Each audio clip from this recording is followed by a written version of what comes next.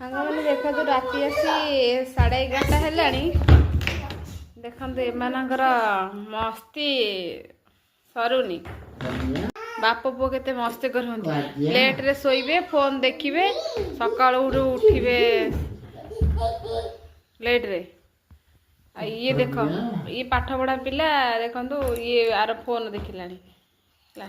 ଇଏ ବି ବାପ ପୁଅ 3 ଜଣ ଯାକ ଶୋଇବାର ନାହିଁ। ବିଡୁ ଶ୍ରୀ ଜଗନ୍ନାଥ କହୁଛି। ଏଇଙ୍କର ଖେଳ ଚାଲିଛି, କେତେବେଳେ ଖେଳ ସରିବ ଶୋଇବା, ସକାଳୁ ଲେଟ୍ରେ ଉଠିବା। ଆଉ ସବୁ କେମିତି ହଉଛନ୍ତି, ଲୁଚା ଚୁପି ଖେଳୁଛନ୍ତି। କ'ଣ କହିବ ଏମାନଙ୍କୁ ହେଲା। ଏମିତି ସବୁବେଳେ ଆସିକିରି ବାପା ଆସିଲେ ମାନେ ଏମିତି ଚାଲିଛି ଆଙ୍କର ନାଟ। ଆଉ କ'ଣ କହିବ ଏମାନଙ୍କୁ? ତାଙ୍କ ପାଇଁ ମୁଁ ବିଚାରି ଶୋଇପାରୁନି ହେଲା। ସେ ଘର କରି ଖେଳୁଛି।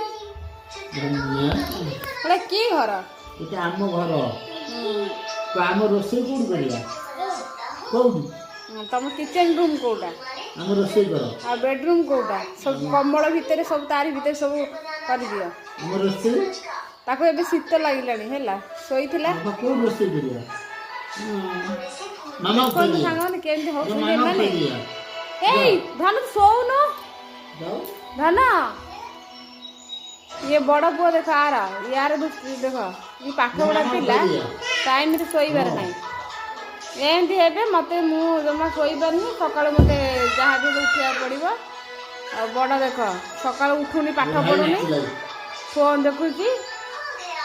ତାକୁ ପାଟି କରୁନ, ତାକୁ ବଡ଼କୁ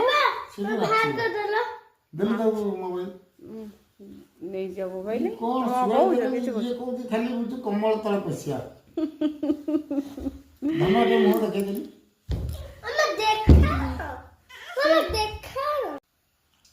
ଆମେ ଘର